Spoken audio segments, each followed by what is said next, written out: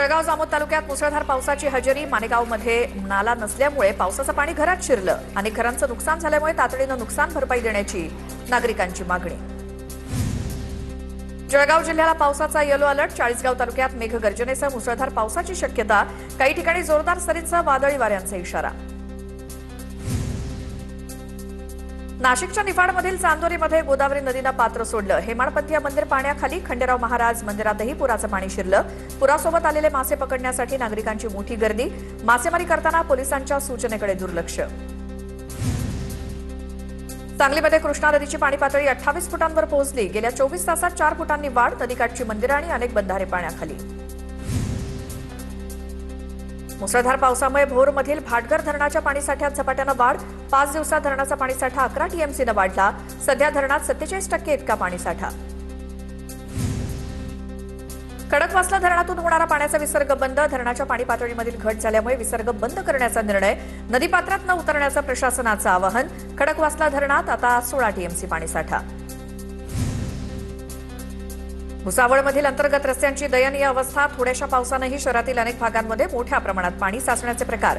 नागरिकांना ये-जा करताना मोठ्या अडचणींचा सामना करण्याची वेळ।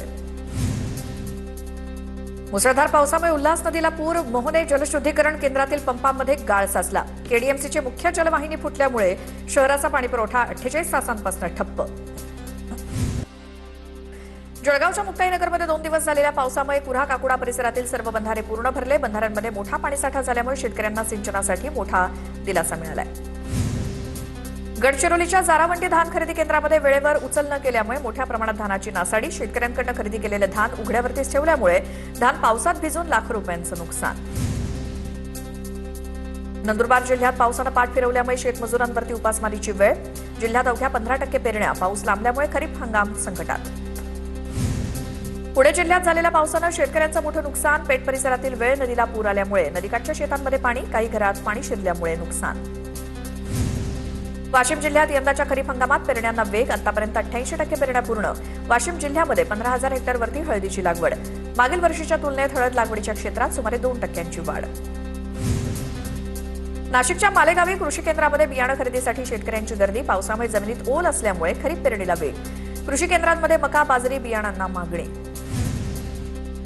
नांदेडच्या विष्णुपुरी जवळच्या उड्डाणपुलाच्या बाजूचा भाग कोसळला। सुदैवानं कोणतीही जीवितहानी नाही। वर्षभरापूर्वीच या ब्रिजचं काम पूर्ण झालं होतं। पावसाळ्यातील झाडांच्या पडझडीच्या पार्श्वभूमीवर कराड नगरपालिका ऍक्शन मोडवर। नगराध्यक्ष राजेंद्र सिंह यादव यांच्याकडून कराडमधल्या धोकादायक झाडांची पाहणी। तातडीनं उपाययोजना करण्याच्या नगराध्यक्षांच्या सूचना।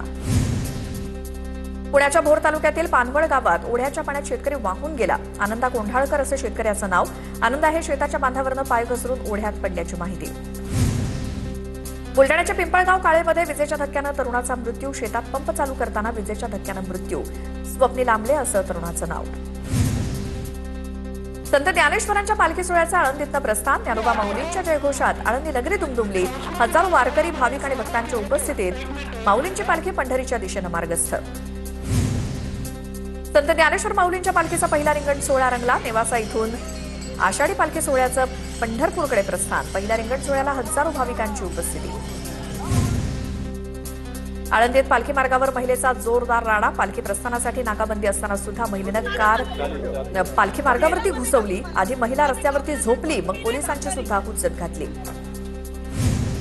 जुनी पेन्शन आणि बीएलओच्या अतिरिक्त कामाच्या विरोधात भंडाऱ्यात शेकडो शिक्षक रस्त्यावर। शिक्षकांनी शाळा बंद ठेवून जिल्हाधिकारी कार्यालयावरती भव्य मोर्चा काढला। रिक्त पदं तातडीनं भरण्याची आणि अशैक्षणिक कामं रद्द करण्याची जोरदार मागणी।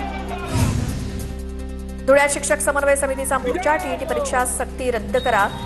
बीएलओचं काम इतर कर्मचाऱ्यांकडे द्यावं। जिल्हा परिषदेच्या शाळेच्या शिक्षकांचा मोर्चा काढत आंदोलन।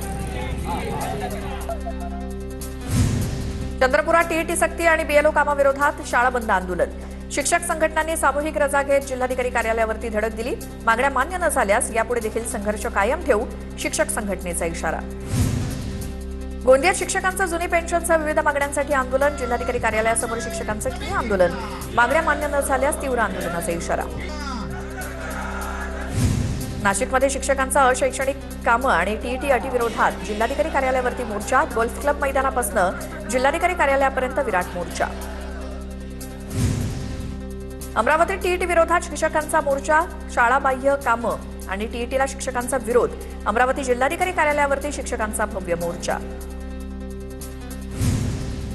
धाराशिव जिल्ह्यात परवानगीविना सुरू असलेल्या 5 इंग्रजी माध्यमांच्या शाळा बंद करण्याचे शिक्षण विभागाचे आदेश. विद्यार्थ्यांचं समायोजन जवळच्या मान्यताप्राप्त शाळांमध्ये करण्यात येणार.